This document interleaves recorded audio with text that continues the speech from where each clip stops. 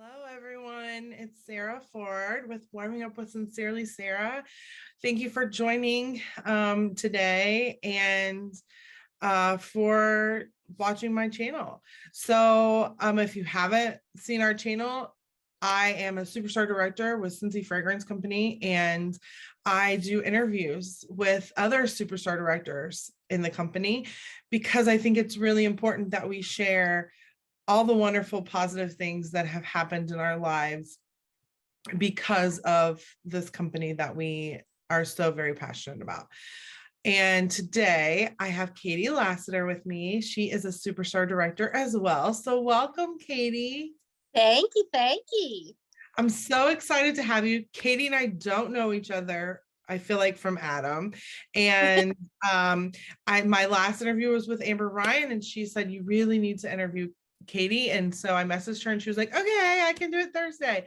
Sure. So here we are. So I'm so thrilled because I love to interview people that I don't know because I don't have a clue what's going to come out of their mouth. And so I just really love that. So Katie, please tell us how you found Scentsy and how you got started. So I have been with Scentsy. It's been 5 years this month, on the 18th of this month. It was crazy because the month that the Stargaze warmer came out, I was obsessed with that warmer. I did not own a Scentsy warmer. The only wax I had ever warmed was Luna. That was it. I never tried any other wax. I was obsessed with Luna. My husband had a good friend whose wife sold Scentsy. And the month that the Stargaze warmer came out, he's like, you're about to spend $50 on a warmer? I'm like, yeah, it's pretty. It's really pretty. I got to have that.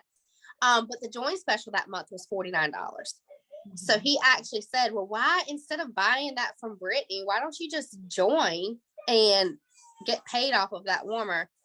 I thought he was psycho. I'm like, you want me to do what now? Mm-hmm. You want me to sell what to who, number one? Who you want me to sell stuff to? That's not happened. I was a full-time nurse. My son was getting ready to turn a year old.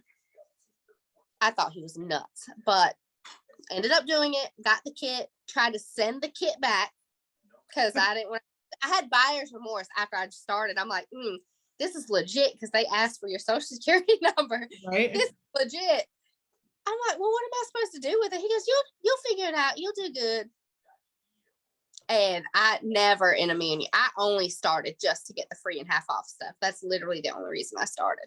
Mm-hmm. I was like, some of this stuff for free. Yeah. Didn't own it, or only owned Walmart warmers. That's all I owned. Mm-hmm. Got the kit, took it to work with me because I was a full-time nurse, 10, 12-hour shifts. Literally no time. My son never slept. None of my kids sleep. And I just fell in love with it. I just started sharing it with everybody. And then I made $200 one month. And I'm like, praise God, we can buy groceries without logging into our bank account to make sure that we have enough money. Mm-hmm. That rent deposit would hit Friday. And we text each other. I'm like, all right, we got to pay this bill, this bill, this bill, this bill. We have $140 left for groceries. And we got to make that stretch. Mm-hmm. So when I made my first $200 paycheck, I'm like, this is not, like, having breathing room was nice. Yeah. I fell in love with it. I literally built this entire business up while I worked full time and left. It'll be 3 years in May since I've come home full time to be with my kids. Yeah. Never. If you would have told me that 5 years ago, I would have straight up laughed. I used to make fun of people in direct sales. Mm-hmm. I used to think, I'm like, look at them. My life is forever changed. And now look at me. My life is forever changed because of a bar wax. Yeah, it's kind of crazy. So okay, so first of all, you live in North Carolina? Is that where you live? Okay. The boonies. The boonies. Like, we gotta have my phone this so we can make sure the Wi-Fi stays connected. Uh-huh. Yeah. That's the boonies right there. Okay, so like so you got that $200 and you were like, okay, this could be something. So what did you do? Like, when you realized, okay, I can make some money, what did you do to change the trajectory of where you were going? Did you change your mind and start doing like have a monthly goal, or did you just kind of, I don't, you just tell me. So I've always been one to compete with myself. I've always been like that. So whatever I do this month, when I go into next month, I'm gonna be like, that worked. Let's do that again and let's build to it. I'm very much, I like to compete with myself. So early on, I did my first party, if you call it a party at work. I just put the crap in the break room, the stuff in the break room, let them. And I figured out early on that, okay, I did that. And because I did that, I got a $500 party. So now let's ask 2 more people to do the same thing I did and build. I don't have a great support system. Me and my family are not close. Friend support was non-existent. One of the things people always tell me was, everybody does it, Katie. You're in Rich Square. Like, you're wasting your time. You're going to be a nurse forever. Yeah, you want to be home with your son, but that just isn't in the cards for you early on. So my coworkers, bless them, if they knew what they knew now, helped me get out of a job that I hated, that sucked the life out of me, to come home with my kid. Never thought it would be like that. I never had a goal for a title to promote. I will say this, and it always makes me uncomfortable to talk about accomplishments. I have been paid at title at every title ever with every promotion, always. And it was never my goal for that. My goal was never to, let's promote to lead, let's promote to star, let's make this amount of money. That was never my goal. My goal was just to compete with myself every single month and be consistent with that. And when I saw that that worked, okay, one of my best customers loved the product, so she joined. Now this month, let me talk to 2 more people. And I would just build off of that and build and build and build and build. One of the most passionate things to me about my business is that I've always led with love. My customers, my team, I just love people. And I try not to get anything out of people. I just love them so hard. And I truly believe that that comes back tenfold. Yeah, I think so too. So you really just built on a base that you had and continue to just grow and build on that base. So you have one party, you meet one person, you have more parties, you meet those people. And I think that is that's really the basis, that's really where we talk about being a party business. That's why, because that's how you meet them. And if you take care of them well, they're gonna refer you. All of my recruits, I have 150 frontline, and 90% of them I did not know before this. I met them through a connection, through a party, through a bag party, Facebook party, and I just took care of them well and built relationships. It's a relationship building business.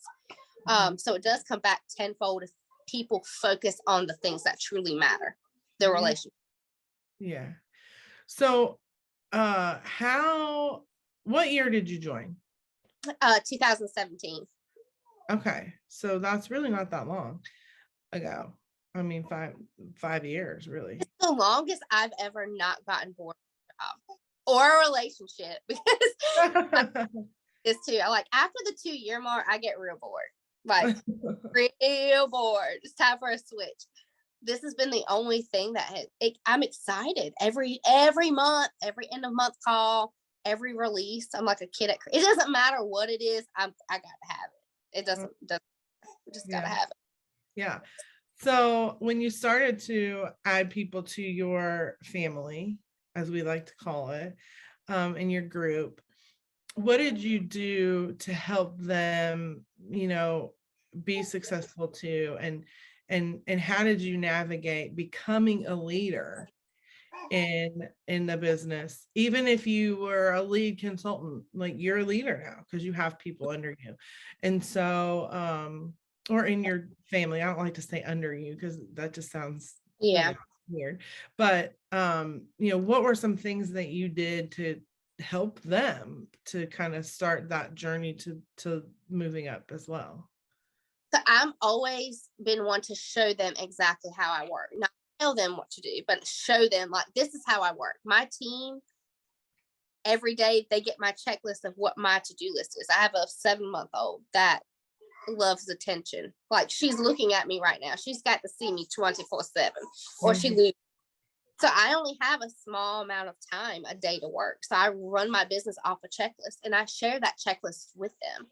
I'm very raw and very transparent with them, always have been. But I think that a lot of them, when I leave them, they're receptive to it because I have that relationship with them. They know that it's not just about Scentsy for me. They know I care if their family member died or if something is going on in their life, because we have that relationship outside of Scentsy, that they trust me to come to me for Scentsy if they need help or assistance. But I share with them everything that I do, and they can take it or they can leave it. Mhm. But the relationship is the biggest thing. Like, if Yeah. I go acting like I'm their boss, telling them what to do, and I'm not doing it, I'm always one to lead by example. I'm never going to tell them to do something I'm not willing to do myself, ever. And I'm going to show them how I do it.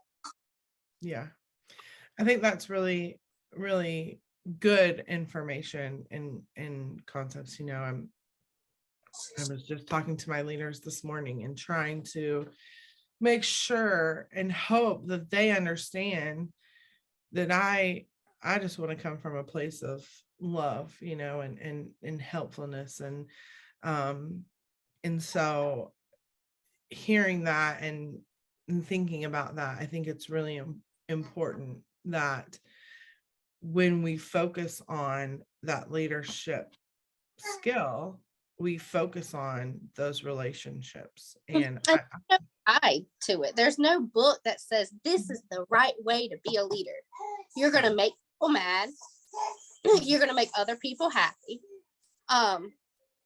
But showing up for them consistent. I've showed up every day for them for 5 years, and it does get exhausting. Being a leader is hard. It's being hard, especially when you're not naturally a leader. And I'm not naturally a leader. I'm naturally a follower. You tell me what to do and I'll do it. Naturally, this forced me to become more of a leader and have more of a voice. Since he did that for me, not just financially, but it's given me a voice enough to say, no, this is my boundary. Or no, now I can speak up for myself, because I never did. But now that I'm in a leadership role, and they are like my family, and they're some of my very, very best friends, they look to me and they know that their success is their success. It'll never be a reflection of me. I will be their biggest cheerleader. I will cheer them on. Their success is their success, and I love celebrating that with them. So when I message them or I communicate with them and congratulate them and cheer them on, they know it's from a genuine place. I don't care if you're about to promote to director and that's going to make me a star director. It's not about me. It's about you. And if Orville said it best, arrows out always, it always comes back tenfold. Always. Mm-hmm. Yeah. So how long did it take you to get to, we'll say director to begin with? 7 months. Okay. And then how long from there did it take you to get to star director? A year. Okay. And then from there, how long did it take you to get to superstar? 6 months.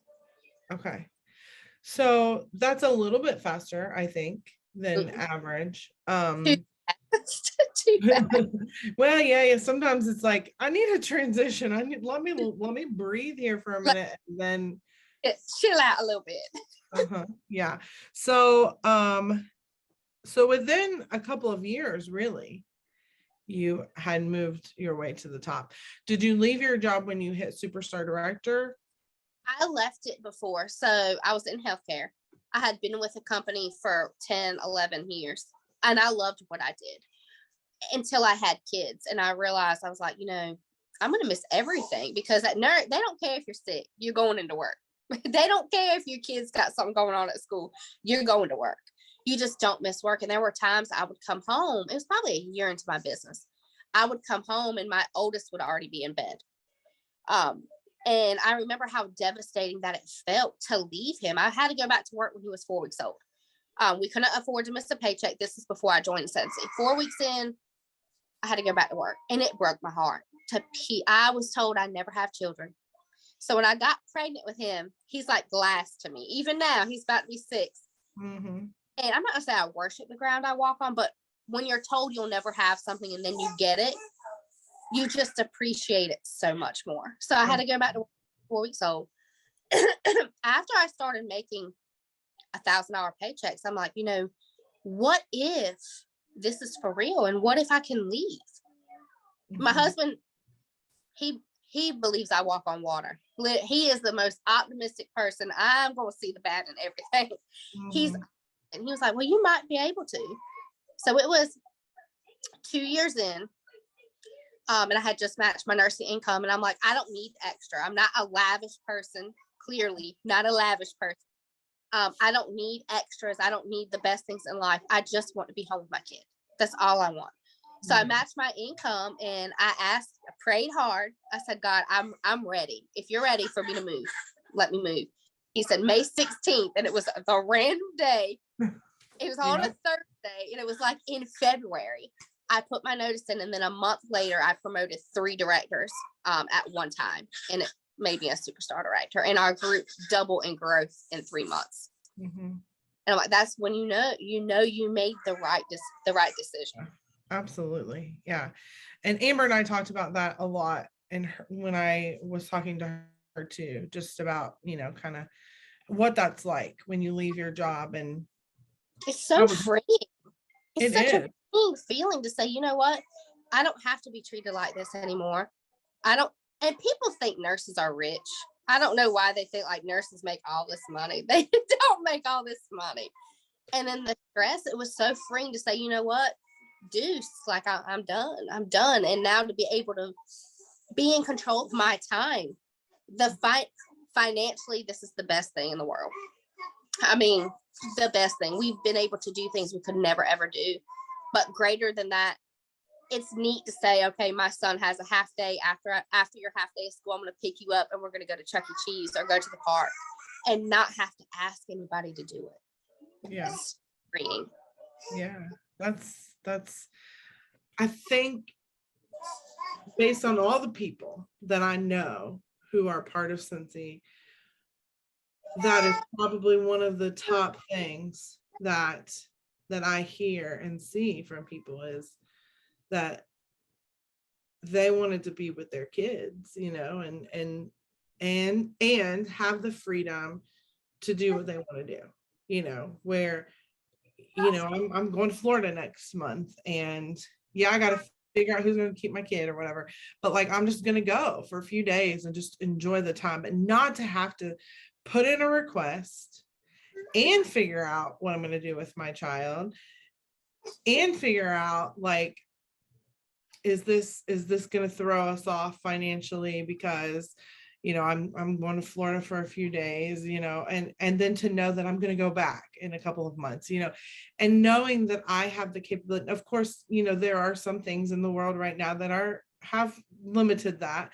And I think it has also made me more grateful for those moments that I've been able to have free time and ability to do what I want to do. I don't know. It's nice, to know that I'll have my son's spring break off and I'll have my husband's spring break off. I'm off, whatever I want to do. And I don't have to work. Like, I'm looking at my daughter right now while she's looking at me like, you ain't playing with me, Ma. Mm-hmm. My son, I don't remember anything. I missed his first word, him crawling, him walking. I missed all of that. And it's such a humbling feeling to know I don't have to miss that at all. Granted, he doesn't remember it. I remember missing it. He doesn't remember it, but it's an amazing feeling. Yeah.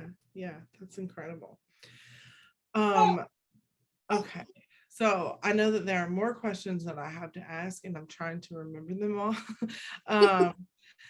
So what do you think are some of the, I guess we just kind of talked about, and maybe this is it or maybe it's not, but what do you think is the moment that you probably felt like I'm really proud of myself. I accomplished this thing. What do you think that thing was, or that moment that you felt like you were there? The day that I left nursing.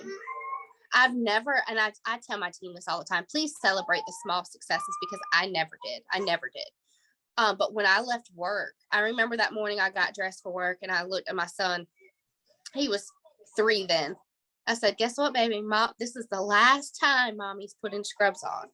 And I got off work that day, got home, and I hugged him so hard. I'm about to cry. I'm not going to cry. I'm going to suck it back. Suck it back, girl. Get it together. I hugged him so tight, and I said, mommy did this for you, because it wasn't easy. People think all the time, God, it was so easy. I worked right back here. I don't have an office. This is my son's playroom, a little corner in his playroom. I would work back here till 2, 3 in the morning after working 10, 12-hour shifts and putting my kid to bed. It was hard, and I wanted to quit many, many times. And the only reason I didn't was because of my son. There's no doubt in my mind, if I wouldn't have had my son, I would have stopped. But he gave me that drive and that passion to want to be with him so badly that doing the scary things and the hard things, they didn't even faze me, because it was life or death. It's either you're going to do this or you're going to have to keep working the way that you're working or get a second job. So it's one or the other. You got to make it work. Yeah. So, so that kind of leads me to my next thing. You said that you have daily tasks that you write out on a list. What are some of the things that you do daily that are really benefiting your business and are helping you to continue to have growth and success? So I'm OCD, diagnosed with OCD, and I have anxiety. I have the way my brain works, I have to focus on one thing. Let me get her real quick because she's starting to fuss. Come here. Come on.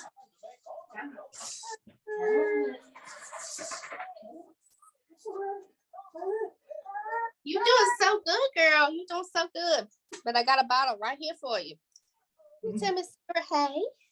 Hi. Hey. Hi. It's like not long enough. So the way my brain works, I have to focus on one thing a day, one area of my business a day. So Mondays is always follow-ups, closing orders. Tuesday's always my team day. I usually do a training for them or recognition. I do coaching on Tuesdays, one-on-one coaching, text coaching, call coaching.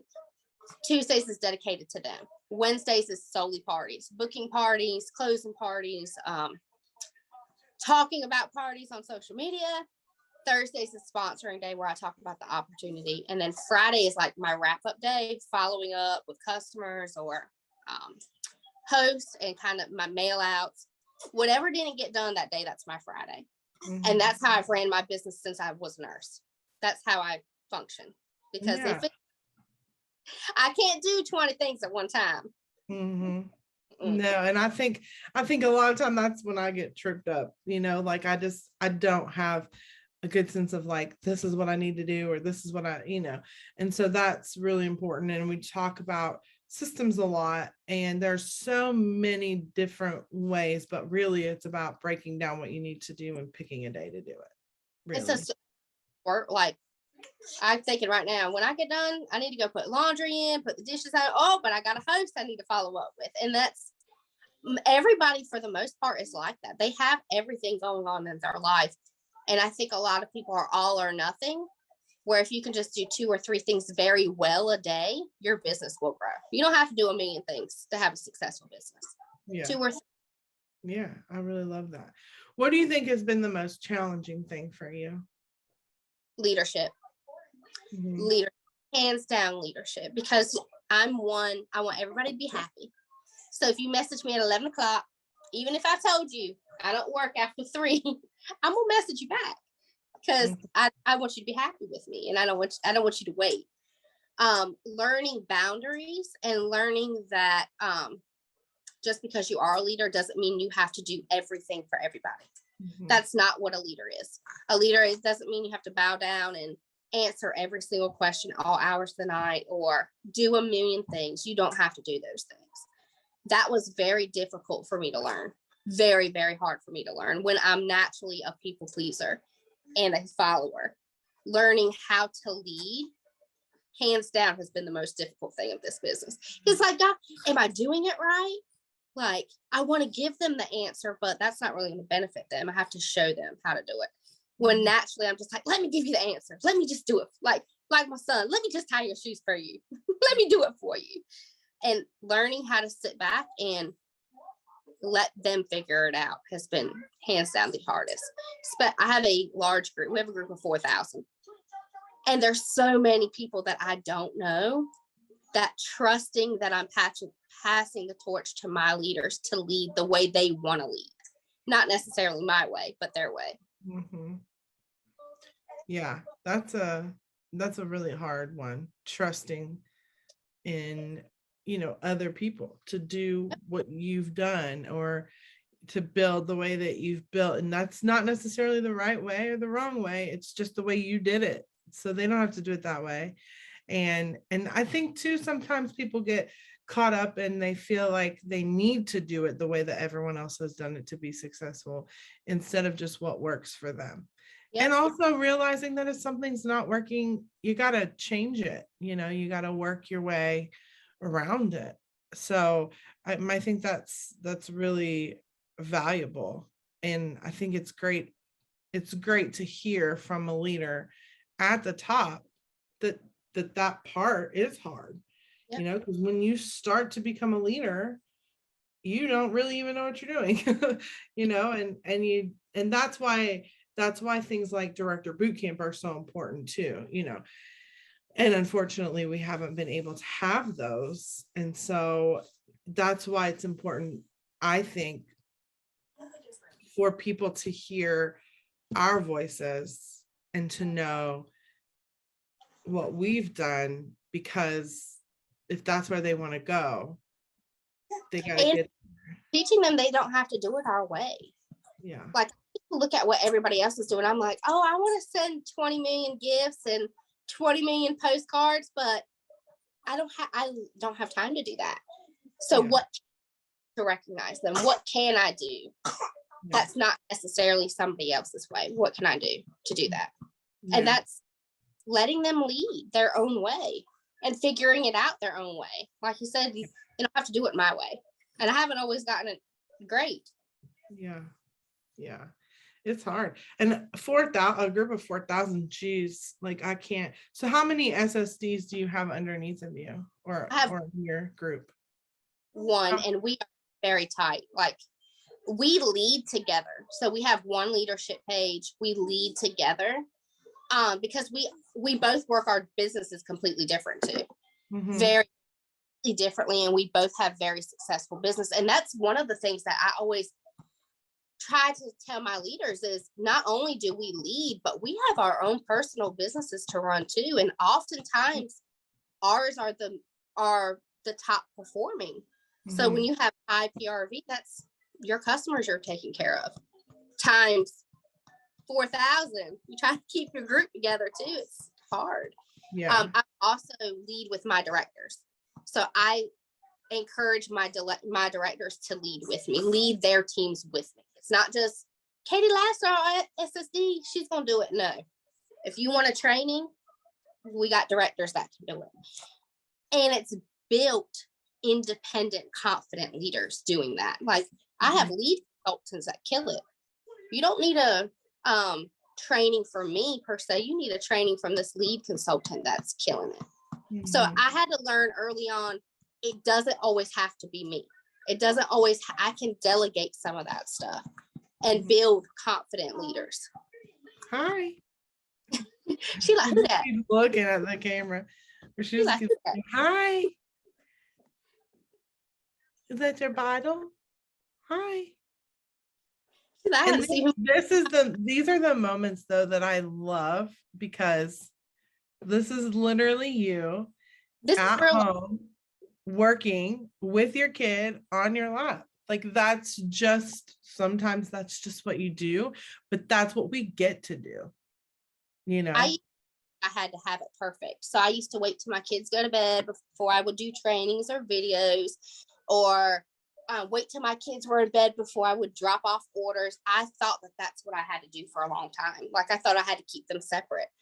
And then I had to realize that this is most people's lives. Most people are balancing a job or balancing kids. And this is how I work sometimes, entering orders with one hand. Also, this is a season 2, and it won't always be like. Absolutely. Yeah, I just entered this past 6 months, I've entered a season of preschool. And I'm able to do these videos where it would have been harder for me to do them, but now he's at school. And so I have some time where I'm not distracted, and I can dedicate that time. Obviously, this is not an income producing thing, but it could be, because we're sharing with everyone. So I think I'm just going through all of my questions because I want to see if there's anything else that I haven't.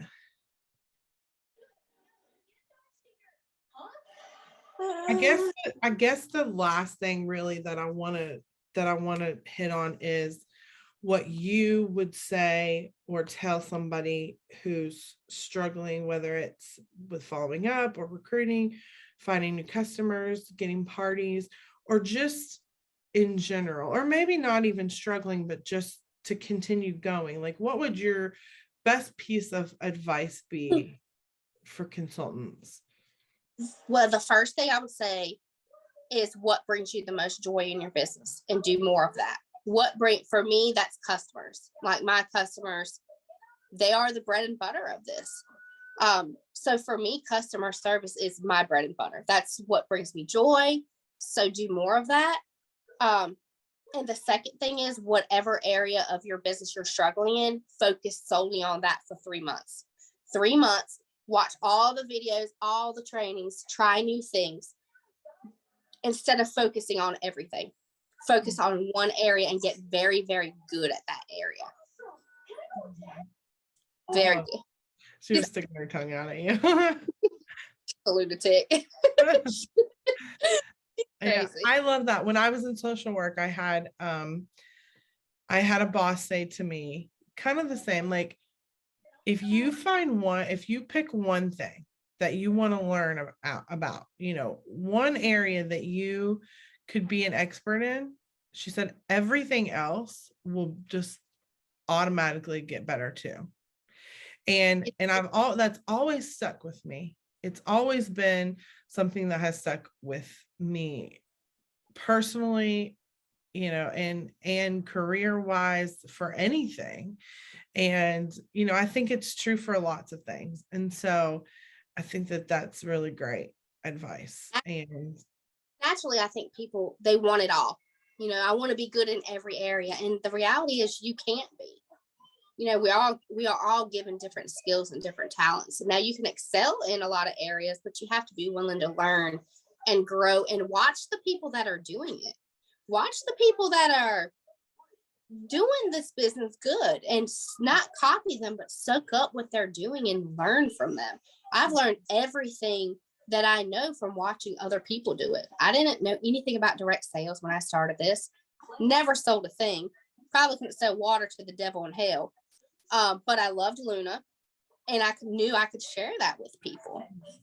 Yeah, that's amazing. Thank you. You're so welcome. Your wisdom and your story, and how your life has been blessed and changed by this incredible thing we call direct sales, and this amazing product of Scentsy, because we know that at the end of the day, we're selling a product, and we're selling it because we love it.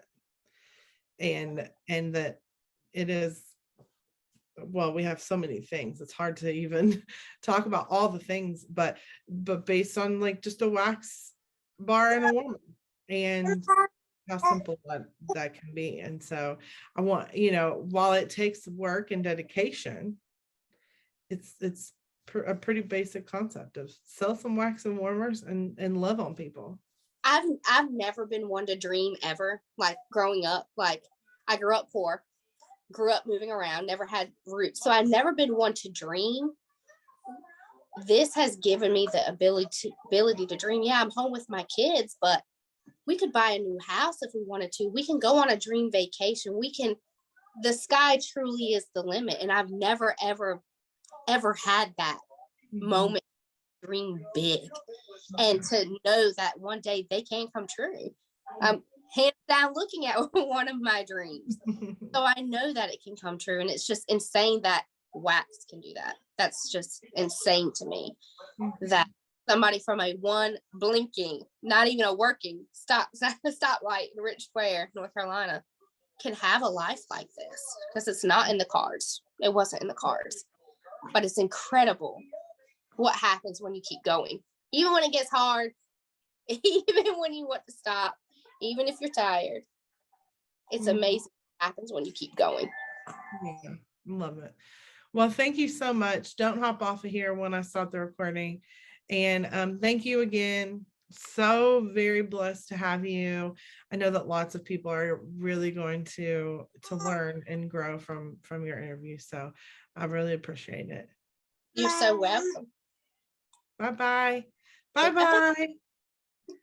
Bye-bye. She's like,